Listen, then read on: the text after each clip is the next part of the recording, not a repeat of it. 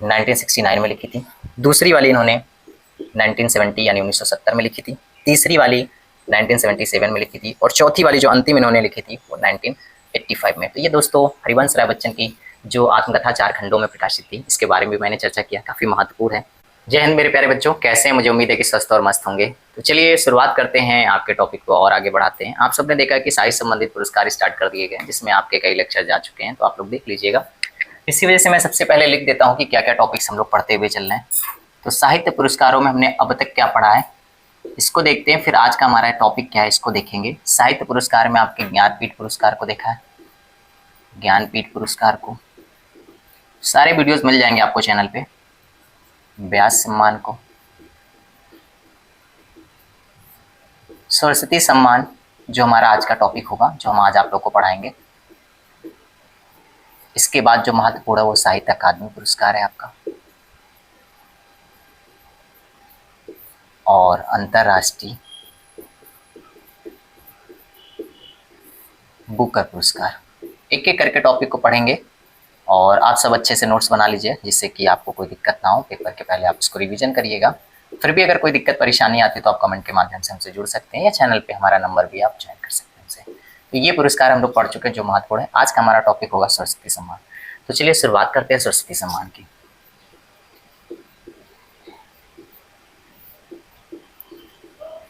सरस्वती सम्मान की बात कर लें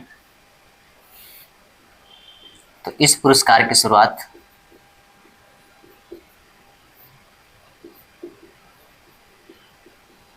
के बिरला संस्था, मैंने पहले भी चर्चा किया है, के बिरला संस्था द्वारा 1991 यानी 1991 ईस्वी से दिए जा रहे हैं।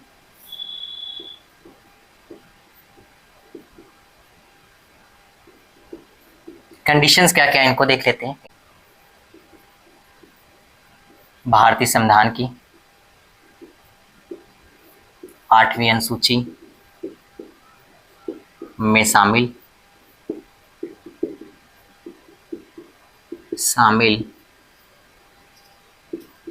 22 भारतीय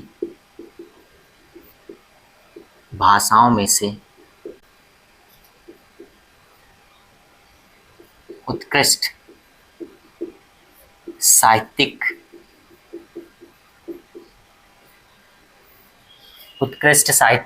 जिसमें एक और कंडीशन होती है, 10 वर्षों की अवधि में प्रकाशित रचना, कृति या साहित्य, कुछ भी कह दीजिए आप, को शामिल किया जाता है।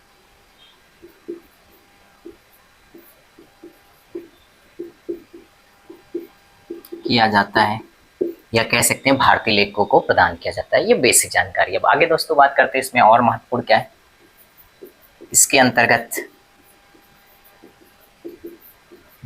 15 लाख रुपए की धनराशि, कितनी अमाउंट देते हैं इसमें, 15 लाख रुपए की धनराशि दी जाती है।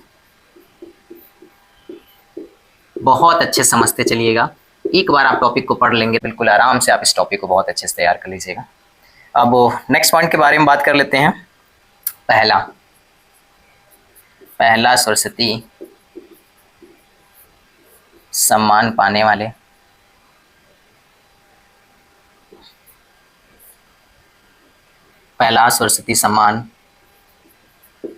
पाने वाले साहित्यकार या हिंदी साहित्यकार या लेखक हरिवंश राय बच्चन। हरिवंश राय बच्चन नाम तो सुना होगा आपने। हरिवंश राय बच्चन की 4 खंडों में प्रकाशित उनकी आत्मकथा के लिए दिया गया था। अभी मैं लास्ट में आपको उनकी 4 जो आत्मकथा है उसके बारे में भी बताऊंगा कि कब कब कौन सी प्रकाशित हुई, वो भी महत्वपूर्ण है। अभी तो फिलहाल नाम आप याद रखिए। पहला सरस्वती सम्मान पाने वाली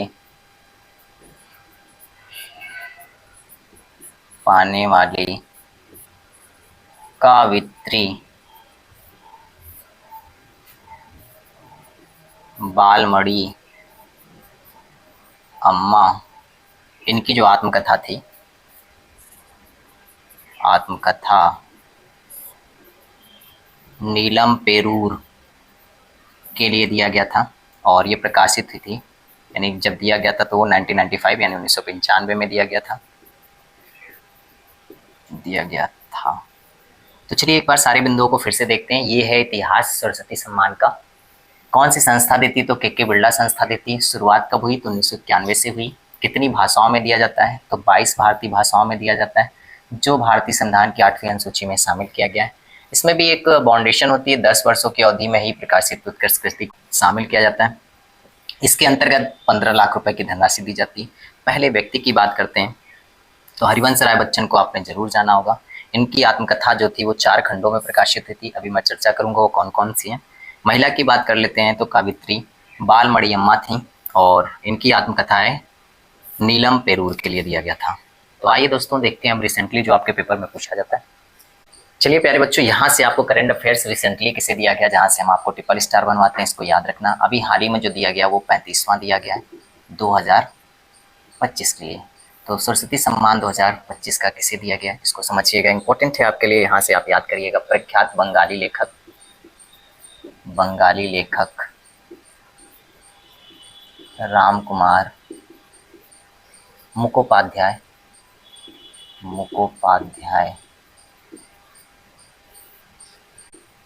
को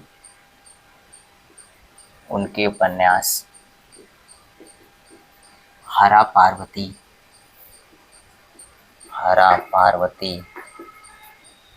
कथा के लिए दिया गया, जो काफी महत्वपूर्ण दिया गया है। यही आपसे पेपर में ज़्यादातर पूछेगा, लेकिन हमने आपसे कहा था कि पुराने भी हम आपको पढ़ाते चलेंगे। तो 34वां भी देखते हैं 2024 के लिए। 34वां 2024 की अगर बात कर लेते हैं तो संस्कृत विद्वान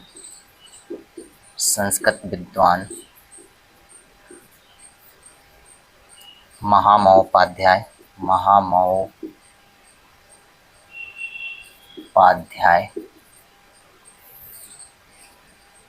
साधु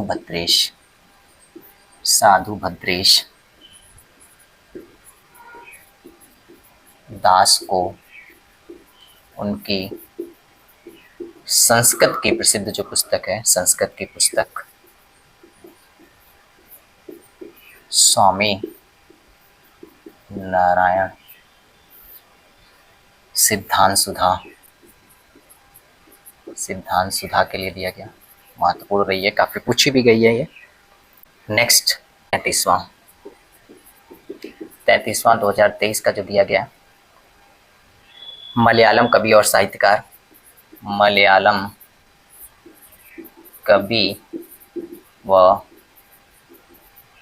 साहित्यकार प्रभा वर्मा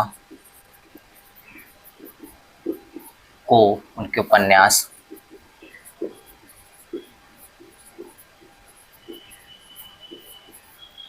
रौद्र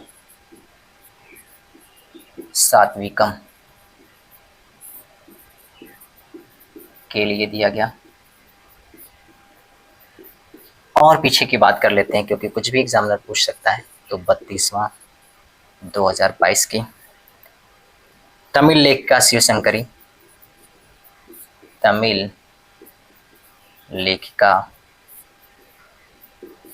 शिवशंकरी को उनके संस्मरण सूर्यवंशम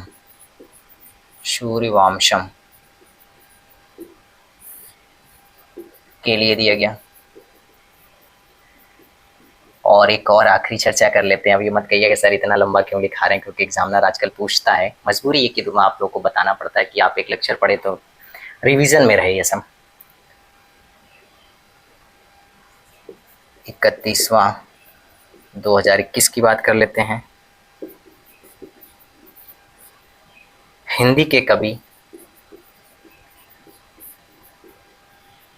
रामदरस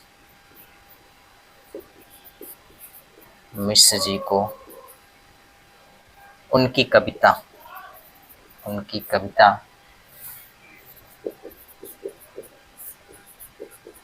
मैं तो यहाँ हूँ के लिए दिया गया। तो दोस्तों देखिए, एक बार फिर से रिवीजन करते हैं। सरस्वती सम्मान 2025 से लेकर हमने आपको बता दिया है 2021 तक का, यानी 5 सालों में तो एग्जामिनर पूछेगा ही पूछेगा अगर कहीं से भी। वैसे रिसेंटली आपसे ये ज़्यादा पूछता है।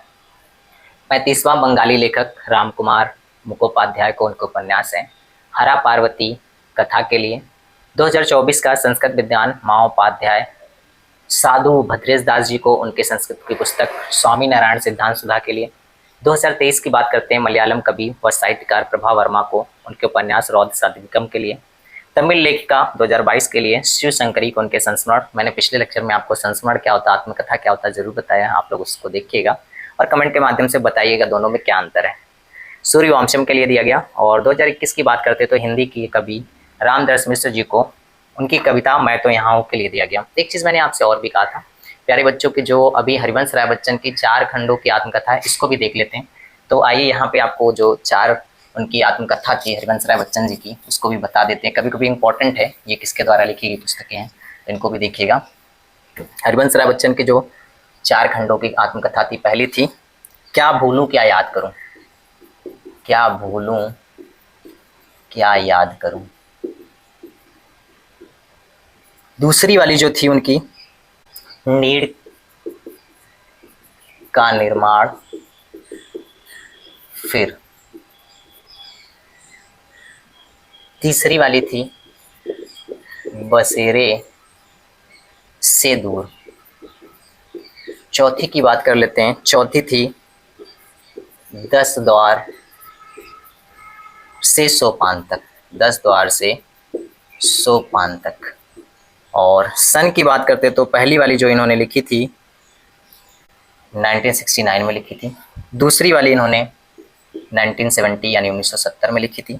तीसरी वाली 1977 में लिखी थी और चौथी वाली जो अंतिम इन्होंने लिखी थी वो 1985 में। तो ये दोस्तों हरिवंश राय बच्चन की जो आत्मकथा 4 खंडों में प्रकाशित थी इसके बारे में मैंने चर्चा किया, काफ़ी महत्वपूर्ण है और इन सारे बिंदुओं को ध्यान में रखना है आपको और अच्छे से टॉपिक को तैयार करना है। नेक्स्ट टॉपिक पे फिर मिलेंगे, तब तक के लिए स्वस्थ और मस्त रहिए। चैनल पे पहली बार है तो चैनल को लाइक सब्सक्राइब शेयर करना ना भूलें, क्योंकि ये सबका अधिकार है शिक्षा का। तो आशा स्टडी पॉइंट से जुड़े रहिए। आप ऐसे प्यारे प्यारे लेक्चर देखने के लिए हमको सब्सक्राइब करते रहिए, अपनों तक शेयर करते रहिए। जय हिंद।